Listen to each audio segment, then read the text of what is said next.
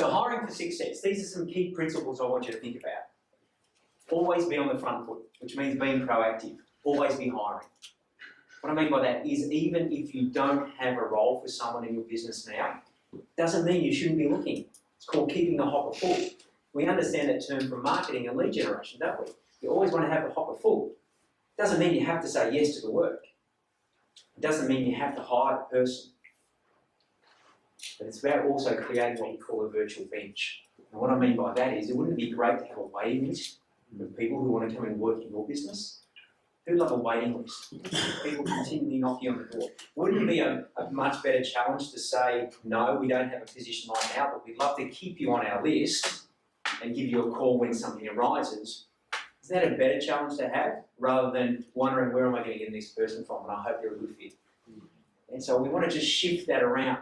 And if you take some of the principles of some of the most successful organisations in the world, and people who have tens of thousands of applications going through their system every single year, that's what we want to start to create in your business. And it's a change and shifting how you think. You want to have a stepped process. And what I mean by that is a stepped process where you don't cut corners. If you understand, say, the sales process, we have initial contact, your qualification, gather intelligence, present the solution, present the price, and you take people through a journey. If you jump the process, you can lose the sale. It's very similar with this. You take people on a step process and don't cut corners and be patient, you'll get a much better outcome as well. So we don't want to cut corners, it'll bite you. Who's cut corners before in a hiring process in Gone? I knew that was going to happen, and it was there. Be patient.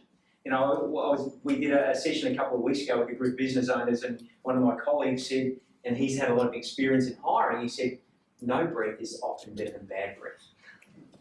So sometimes no applicants coming through the process is sometimes better than a heap of dodgy ones that waste your time. Yeah? So sometimes when we look at what we're going to talk about today, you will find a dramatic reduction in the amount of people who actually get through the process.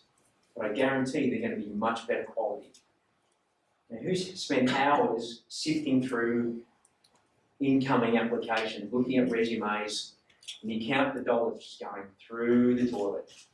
You can cut out all of that. And it may mean there's going to be less people applying, but you know they're going to be at a much higher standard in that space. They must convince you. Okay? It's almost like they've got to convince you why they should be on the team. There's a couple of different approaches here. We've talked about it in a previous seminar, and I think back to when I used to play amateur country football. I wasn't that great, but you'd be there, and there'd be always a few people short in the reserves team. It would be a great team. And they'd come to about 10 minutes before the game, and there was about 4 or 5 positions that hadn't been filled on the team. This is AFL, so there's 18 positions on the field.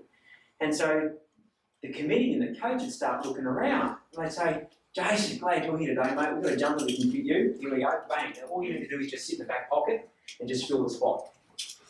And then you do that 3 or 4 other times. Anybody been or experienced that situation in amateur football? Yeah.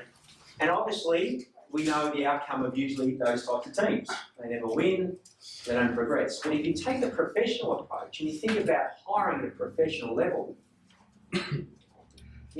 at this level, footballers, and I'll just talk about that in general, have to convince the committee and the whole team that they're worthy of a spot on the team.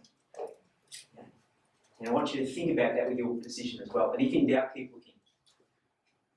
That's a tough one. If in doubt, keep looking. We looked at the cost of a mishire.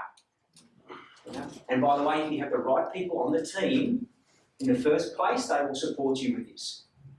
Because they don't want you hiring duds and cancerous individuals to fill a spot. They'll say, listen, just keep looking and we'll pull together and we'll get through this patch.